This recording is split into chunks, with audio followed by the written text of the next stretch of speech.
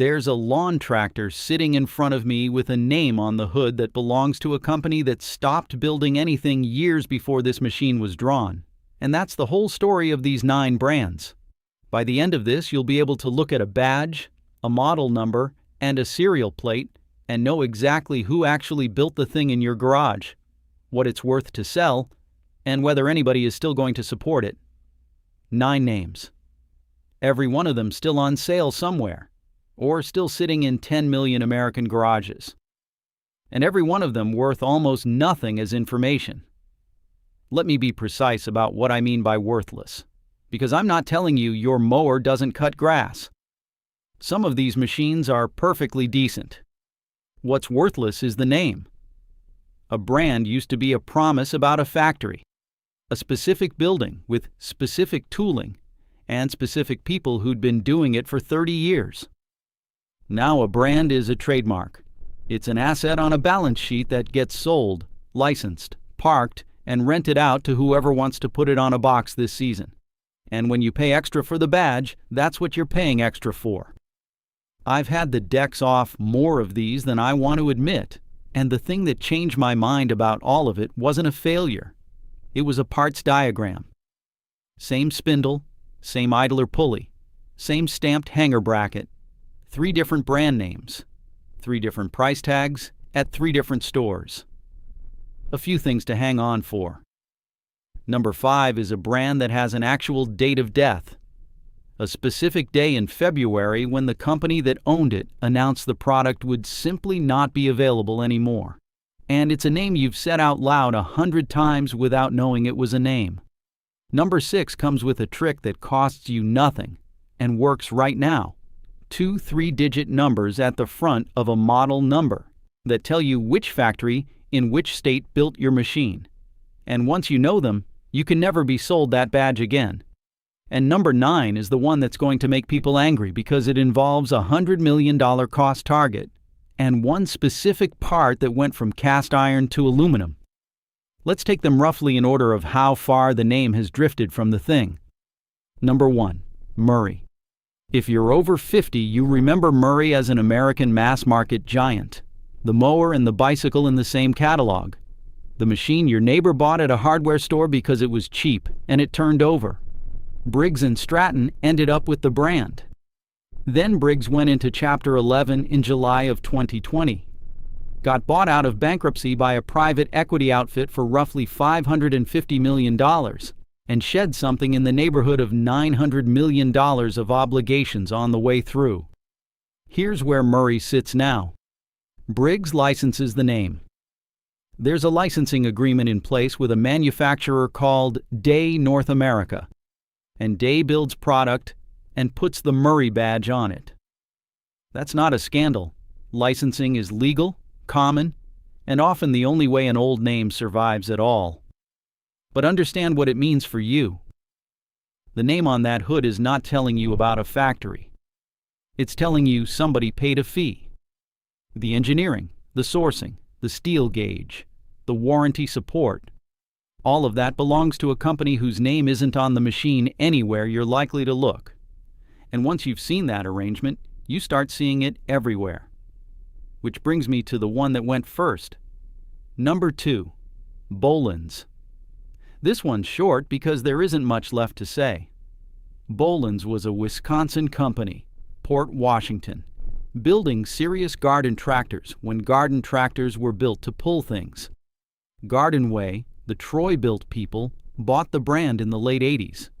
Then Gardenway filed Chapter 11 in July of 2001, closed the plant in Troy, New York, and laid off around 550 people. MTD out of Ohio bought the assets and took over the products, the service, and the warranty parts. After that, Bolens was a price point. A red badge on a box store rider. Today, it's mostly a line item in a parts lookup. That's the whole arc, from a factory to a nameplate to a search filter. Number 3, Yardman, Yard Machines, White Outdoor. I'm counting these as one because that is genuinely what they were. Somewhere in Ohio, there was one company building lawn tractors, and it sold them under a shelf full of names. Yardman, Yard Machines, White Outdoor, Husky, Ranch King, and more, with increasing commonality of parts between them. That's not a rumor. Parts commonality across the family is how that business worked, and it's why you can pull a belt number off one brand's diagram and find it fits another. Why do that? Because retailers want exclusivity. The store on one side of town wants a brand. The store on the other side of town can't sell, so it can't be price matched. You cannot compare a yard machines against a Husky at the register, because they're not the same model number, even when they're substantially the same machine wearing different plastic. That's the running theme, and it only gets sharper from here. Because the next one wasn't a badge that died quietly. It was a company standing up in front of investors and saying out loud that it was getting out. Number 4. Poulan Pro.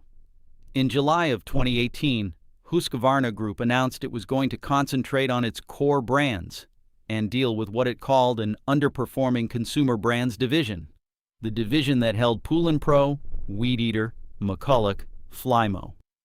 The language in the release is not ambiguous. The group said it would gradually exit low price point product segments and brands, and it named the segments specifically: gasoline walk-behind mowers and garden tractors. The consumer brands division was dissolved into the two divisions they wanted to keep. They also put a number on it.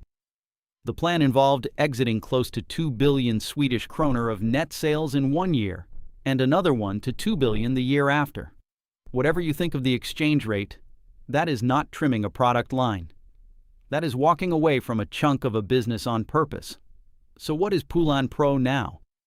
Mostly handheld, chainsaws, blowers, hedge trimmers, depending on the season and the retailer. The mowers and the tractors that made the name a household word in the 90s are the exact things that got exited. If you own one, you own an orphan from a segment its parent company publicly decided it did not want to be in. Parts still exist, and Husqvarna has been decent about keeping documentation up. But nobody is developing that platform. Nobody is improving it. It is being run out. I'll say the honest part here. I don't have inside knowledge of why they picked those segments and not others, beyond what the company itself said. Thin margins in cheap gas equipment, and a decision to chase robotic mowers and battery instead. That's the stated reason. I can't verify the reasoning behind it, and I'm not going to invent one. Now notice the pattern you've just seen 4 times.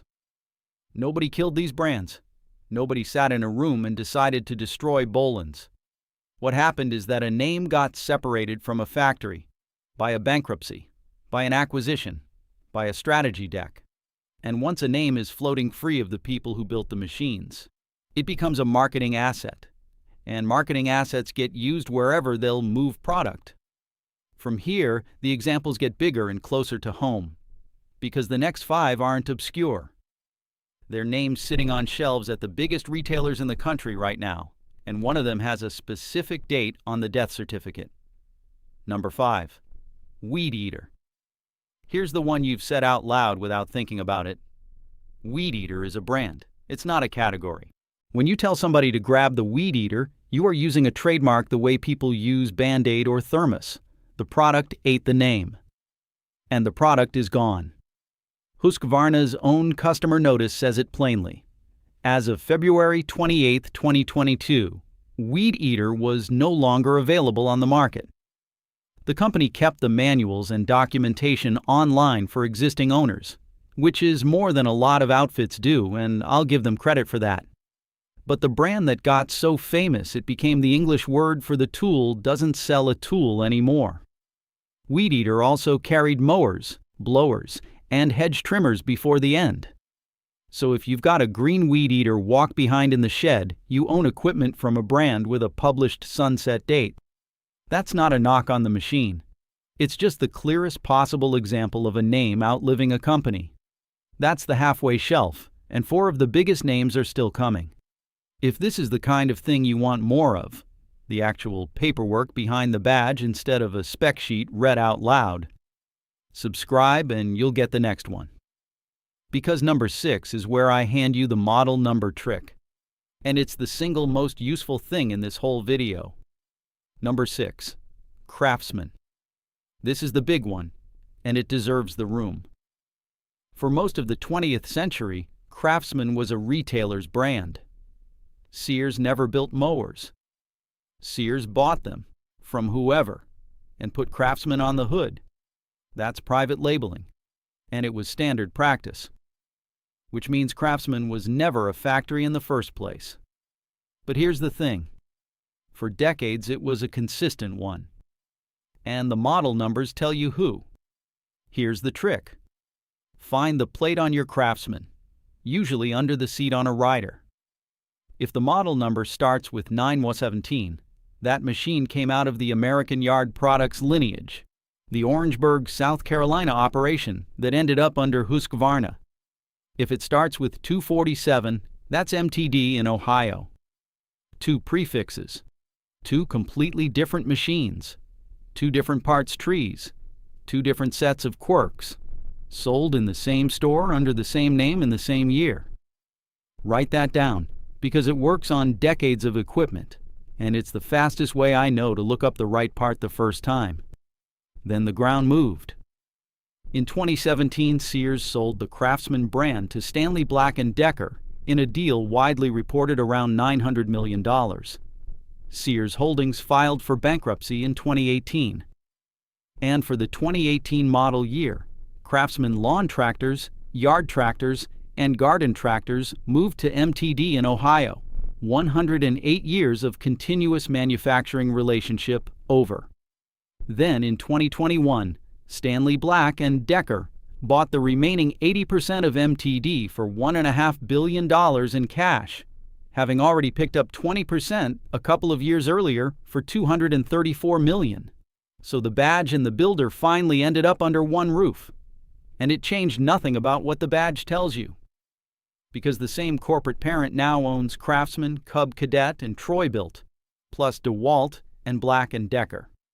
When one company owns the premium name, the middle name, and the value name, those names stop being competitors and start being price tiers. That's the whole point of owning all three. Practical consequence, and this is the part that hits your wallet. On the used market, a John Deere lawn tractor commonly carries something like a 10 to 15% resale premium over a comparable Craftsman or Troy-Bilt, largely on the name. Same acre of grass, same hydrostatic transmission, same general capability. Different badge, different check. Number 7. Snapper. Snapper earned its reputation honestly. The little rear-engine rider with the high-lift blade that would go places nothing else would go, and a company that claims the industry's first rotary blade mower going back to 1951. Briggs & Stratton bought Snapper in 2004. Then Briggs went through the bankruptcy I mentioned, and afterward, the company announced it was ceasing Snapper and Simplicity tractor production at its North American plant, citing a considerable year-over-year decline in that segment, and then extended that decision to the zero turns as well. North American customers got pointed at Ferris instead, the same parent company's other zero-turn line. Then, in October of 2024, Briggs licensed the Snapper name to Day North America, and Snapper came back to retail in spring of 2025, with a 42-inch lawn tractor at a list price of $2,499, with push mowers and zero turns promised behind it. Now think about what that means for a serial plate. A Snapper from 1985, a Snapper from 2015, and a Snapper from 2025 are 3 unrelated machines from 3 unrelated manufacturing arrangements, sharing a logo and a color. There is no such thing as Snapper quality as a single idea anymore. There's only this machine, this year, this factory. You're still with me, and you probably noticed something about the last 3. The brand didn't fail. The segment did. Cheap gas-riding mowers stopped making enough money for large companies to bother with, and the names got handled accordingly, exited, licensed, or moved down the shelf. 2 left. One is a dealer brand that lost its dealers, and one is the argument I'm actually going to get mail about. Number 8. Simplicity. Simplicity is the one that stings, because it was genuinely good. free-floating deck, real steel, and a dealer network of people who knew the machine. It went into Briggs alongside Snapper, and it left alongside Snapper, tractors and zero-turns discontinued for North America in the same decision, with the note that both brands remained important for European and Middle East markets, where they stayed active. So the brand still lives, just not here in the segment you'd buy it in. And that gets at something people underrate. A dealer brand is only worth what its dealer network is worth. The badge isn't the value. The guy 40 minutes away with the parts book, the loaner deck, and 30 years of pattern recognition is the value. When the product line leaves the market, that dealer either converts to another line or closes. And the second he does, your machine's support radius goes from 40 minutes to wherever the internet ships from. That is the actual mechanism by which a name loses value. It isn't the steel, it's the network of people around the steel. Number 9. Cub Cadet. Here's the one I'll take the incoming fire for. Cub Cadet started in 1961 as International Harvester's garden tractor, and IH built something like 693,000 of them over about 21 years. Cast iron rear end, shaft drive on the early ones. Attachments for everything. People restore these. There's a reason. In 1981, IH, in deep financial trouble, sold the Cub Cadet line to MTD, and production eventually moved to a new plant in Tennessee. And here's the specific change that collectors point to, the one that tells the whole story in a single part. The International Harvester cast iron rear end was replaced with an aluminum one. One component, one material substitution. It saves weight, it saves cost, and it changes what happens the day something inside it lets go, because a cast iron housing gets rebuilt and an aluminum one usually gets replaced.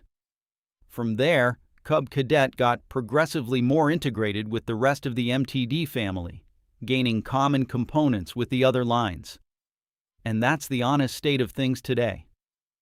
The Cub Cadet at the big box store and the Cub Cadet at an independent dealer are not the same tier of machine, and haven't been for a long time. The dealer stuff, the commercial series, is a real product. The one on the seasonal aisle beside the grills is built to a price like everything else on that aisle. Now the number I flagged at the start, when Stanley Black & Decker bought MTD, it told investors it expected roughly $100 million in cumulative annual cost savings by 2025. That's a legitimate, publicly stated business goal, and there's nothing sinister about it. But I want you to be clear-eyed about where $100 million of savings in a lawn equipment business actually comes from. It comes from shared platforms, shared suppliers, shared components, and fewer unique parts across the brands, which is the corporate way of saying that the differences between the badges get smaller every year, on purpose, and that saving does not appear on your receipt. That's the 9. Now let's talk about the number they've been printing on the hood the whole time. Look at the front of almost any mower you've ever bought and there's a figure there. Horsepower, or these days, foot-pounds of gross torque. That number is the single biggest reason you paid what you paid, because it's the one thing on the shelf you can actually compare between machines. Bigger number, bigger price. You've done it. I've done it. Here's what happened to that number. Starting in the late 2000s, more than 65 class action lawsuits were filed against engine makers and mower manufacturers, alleging misleading power labeling on lawnmower engines. They got consolidated in federal court in the Eastern District of Wisconsin. The case is on the docket as in-RE lawnmower engine horsepower marketing and sales practices litigation. The class covered people who bought a gas mower with an engine labeled at 30 horsepower or less, going back to 1994. In February of 2010, it settled. The settling defendants, and this is not one bad actor, this is the industry, including Briggs & Stratton, Sears, Deere, Tecumseh, Toro, Electrolux, and Husqvarna, established a cash settlement fund. Briggs put the figure at $51 million. Some contemporary reporting describes a larger pool. around $65 million, once other defendants and later phases are counted. I'll take the conservative one and tell you the sources disagree. Individual payouts were reported at up to $35 for a walk behind, and up to $75 for a rider, plus a 1-year warranty extension for people who filed a claim. And the settlement was reported to potentially cover more than 30 million engines. Do that arithmetic yourself, slowly. $51 million. 30 million plus engines. That's under $2 an engine. Nobody admitted wrongdoing. Briggs denied it, said settling was cheaper than litigating, and took a pre-tax charge of about $31 million. Fine. That's how settlements work, and I'm not calling anyone a criminal. But here's the part that should actually get you. The settlement included injunctive relief on how power gets labeled going forward for 10 years. 10 years. And what replaced horsepower on the hood was gross torque in foot-pounds, a figure measured on a bare engine on a test stand, at a chosen speed before it drives a single thing. Before the belt, before the spindle bearings, before the deck, the governor, the air filter you haven't changed, and the blade you haven't sharpened. That's the deception, and it isn't a conspiracy. It's a definition. Nobody ever asked you what the number on a mower should mean. The people who wrote that definition were the people selling you the mower, and when a court made them stop using one number, they moved to a different one that's even harder for you to check. You cannot walk into a store and verify gross torque. You can't feel it. You can't test it. You can only take it. And here's why it matters more now than it did in 2010. When every badge on the shelf traces back to 2 or 3 parent companies, the spec sheet is the only thing left that's supposed to differentiate them. If the spec on the hood is a stand number and the badge is a licensing agreement, then the entire wall of choices at that store is one choice wearing 8 hats. That's not something to be depressed about. It's something to be free of. Because the moment you stop shopping the badge and the headline number, you start shopping the things nobody bothers to lie about. Because nobody thought you'd look. I want to say something about what a name used to be. And I don't mean it sentimentally. A brand name, at its best, was a compression algorithm. It let a person who wasn't an expert carry around a huge amount of hard-won information in one word. Your father didn't have to understand transaxle metallurgy. He just had to know that the outfit in Port Washington built things that lasted. And that knowledge came to him from other people who'd used them, over years, honestly. That system worked because the name and the hands were attached to each other. Break that link, and the word keeps its warmth long after it's stopped carrying any information at all. That's not a moral failure by anybody in particular. It's just what happens when a word becomes an asset. The good news is that the underlying skill never went anywhere.